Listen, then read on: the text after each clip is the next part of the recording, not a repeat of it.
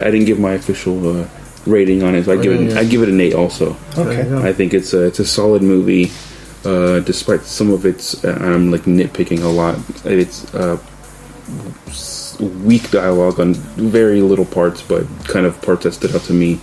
But everything else was top notch, at least in I think there's more. I've seen. There's more pros than cons. Oh, definitely, yes, Yeah. Yeah. We're just nitpicking the shit out of it at this point, but I think because it's such a good movie, Yeah. there's not. I mean, at least for me, there's not too much to pick out that wasn't, good or amazing. I agree. I agree with that statement. Basically, the things that they got right, I would have liked a little bit more expanding on, and that's about it. Yeah, Yeah. I'd agree. Oh, I want to talk about something. All right, let's do it. So, I know I've been making fun of you about The Dirt Yeah. a little bit, Okay. and I watched it. Oh, how was it? I sat down and watched it because I'm not an asshole, and I want I'm actually gonna be educated on things when I want to talk shit about them. Yeah. Right. So I sat down and I watched this movie. If for you guys listening, if you don't know, The Dirt is based on Motley Crue and how they kind of started up as a band. Yeah. It's on Netflix? Yeah, It's a Netflix original. Netflix original. And when I saw the trailer, and I know you it was your news a few episodes ago. Yeah. And it just kind of threw me off. And then I found out that Machine Gun Kelly is portraying Tommy Lee. Oh, fuck. Are you fucking serious? No, he is, yeah. I'm not kidding. I'm not kidding. Sorry. I don't mean to be loud. That's alright. But yeah. I watched the movie, and it's definitely not a dumpster fire. I'll say that. It's not a dumpster fire. There's some cool performances. I would say the opening, they kind of focus everything around Nikki Sixx. Okay. Nikki Sixx's character is narrating the movie the whole way, and you kind of see why he turned to that music genre, and he had a bad childhood. But I will say the opening of the movie with the little kid portraying Nikki Sixx and the mom, this whole kind of scene really sets the tone for the movie, and I think it's probably the best thing that movie has to offer. Okay. And it's a shame because they don't ever, I don't know why they do this, but they don't ever go into the other's childhoods and have it kind of come full circle, and then when they meet up, they just jump from Nikki Sixx and he's a kid, and then he's an adult, and then he meets everyone else very conveniently, and then they just start jamming, and then people realize that they're the shit, and that it's like, it does. Have you guys seen I, Tonya yet? I haven't seen that one yet. With Margot Robbie. It's on Hulu, right? It is. Yeah, I have to watch I it. recommend that movie. In that movie, they break the fourth wall a lot. Oh, okay. Where they're talking to us, and they use that as a plot device to kind of propel the story. And they do this in The Dirt a lot. Okay. And the style of film reminds me of I, Tonya. Okay. Even though I think I, Tonya is like light years better. God damn. But The Dirt has a lot of raunchy stuff that might. I feel like I'm kind of scared for Netflix. That maybe people are gonna maybe protest this or just not check it out because it's very vulgar. And of course, Motley Crue and the groupies and all this stuff you can kind of think about. Assume. Yeah.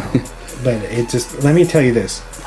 Within the first, not even 5 minutes, you have Tommy Lee, aka Machine Gun Kelly. They're in a party. He goes down on a girl in front of everybody in the party, and then he's like, "Oh, hold on, here it comes," and then she starts squirting all over. What the fuck? And that's the opening of the movie. What in the fuck? Man. Yeah, damn Netflix. Just going all out. And let me tell you, it doesn't really ease up too much. Oh my god. Wow. So don't watch this with Jordan then. That's why I wasn't in my Rex. Yeah. Like I said, it could have been a whole lot worse. Yeah. But I would have liked, like, how do you say, in the age we live in today, they don't really bring anything full circle the way that you would want to, because they do a good job of, like, that first half of the movie is like the party lifestyle, and then the second half is kind of like how that lifestyle implodes on each other, and you can't really do that forever unless you're Keith Richards. And yeah, so they do a good job with that, but then the end just feels kind of like too fast. Okay. And they're just like, kind of just wrapped it up really quick. Yeah, we're done. And then it's just like, by the way, Motley Crue, stayed together for 20 years, and their final show was in 2015, and they didn't ever say like what they're doing at this point in time, or if they're okay mentally. I would have loved to see Pamela Anderson in this. They do. They touch on his relationship with what's her name? The model from the late 80s. Heather Locklear? Yeah. Okay. Boom. I knew it was somebody big. Yeah, they touch on her, and that's of course you got a time jump and stuff, but that was a big thing in the movie. But anyway, it's on Netflix. Like I said, I feel like I don't know how people. I really haven't looked up how people are perceiving it, but I've seen some kind of decent reviews. But I know MGK is promoting the shit out of it. Of course, he's like, it's his movie. It's one of his movies. He's doing. He's putting out videos of like behind the scenes shit, and I have to say, because I know he has like almost a full bodysuit. Yeah. The amount, you can't tell that it's him. Like, they put him completely makeup, because I guess when Motley Crue started, he really didn't have tattoos. Tommy Lee himself didn't have tattoos. So then you have to think about how much extensive makeup this guy had on. It looked like he has no tattoos. Yeah. And that was pretty cool. There's some cool set design. Everybody that they picked, I could see why. Like Vince Neil, that actor did really well. It has its things about it that are charming. Check it out if you want to. It's not an official rec. Viewer discretion advised. Yeah. I would not see it with kids. No. Oh yeah. This is definitely, or your parents. No. Your parents might have a fucking heart attack with this one. They're squirting. They're gonna be like, girls what the fuck are you watching? Yeah. The fuck out of here. Alyssa probably slapped the shit. Turn this shit. I'm gonna be watching this one alone. Get the fuck out of here. This is the type of shit you like? Netflix is banned from the warning. Put in the block on this one. Oh, sir, you can't get Netflix. It's a block on there. Oh, man. But yeah, that's the dirt. I just wanted to throw in that little mini review. Nice. Because we kind of talked about it. I thought it'd be funny to bring it up. Closing thoughts on this episode. It was a pretty fast one, but I was feeling that. I liked it. It was a good one. Where can these people listen to us? For those of them who's kind of stumbled upon our podcast. Ooh, I like the words that you're using there. Oh, yeah. So, we are called Drop the Mic. Yes. You can find us on a plethora of platforms, whether it be YouTube, iTunes, Stitcher, Spreaker, Spotify, iHeartRadio. Google Play, YouTube. YouTube, Sods. Pretty much everywhere, and a bunch of third-party apps as well. I know we're on some Spanish ones, which is really cool. Nice. Nice. I did not know that. That was fucking crazy. Yeah. It is. That's pretty wild. So, thank you guys for keeping us going. Yeah. If you like what we're putting out, give us 5 stars, a thumbs up, or a positive review if you have the time. Just a minute of your time to write something. And share with your friends. Yeah, share with your friends. Yeah. Share it, please. If you know someone who you think would be interested in just listening to our point of views on movies and news, we try to keep everybody up to date with news, what's going on in the movie world. Or a local world. Or local. Yeah. But, exactly. Trying to branch out and do some different stuff. Yeah. And that, we hope you guys enjoy it. Yeah. And this is Diego's first official episode with us. Yeah, we signed him. Damn, we. He signed the contract. I think I told Wesley I was like I was gonna make a pro wrestling debut with there's this guy called Bobby Roode, and they do like a pan out to the fucking crowd of him and the fucking inside the arena. So before they even show him, they show the arena and you just hear a big pop like yeah. It's like, oh, the hottest free agent. And I was like, all right, I was gonna post that one up, but I'm glad to be a part of this this podcast. Oh yeah. And I always have fun with you guys because I always fucking learn new fucking movies, which is what I fucking love. That's why I got into fucking photography. Nice. And it always makes me well welcome. Or I could have went to the Brian Pillman where you just signed the greatest thing ever. But you guys fucked up. Now you're just stuck with me.